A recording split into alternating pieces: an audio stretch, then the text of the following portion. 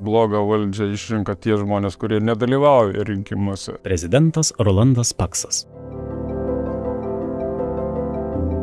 Prezidente, už ką jūs ketinate balsuoti rinkimuose ir kaip jūs argumentuojate savo sprendimą?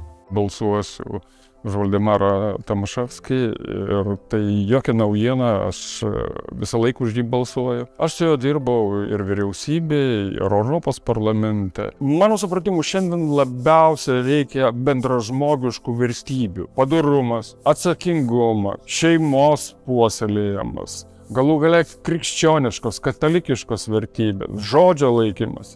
Tai tokios bendražmogiškos vertybės, jos sutelpa Valdemaro Tomaševskio asmenį ir aš manau, kad šiandien kaip niekad reikia žmonių, kurie patyrė, nepasidavę, atsilaikė prieš tas globalizacijos madų atplaišas Lietuvoje. Balsuosiu už Valdemarą Tomaševskį.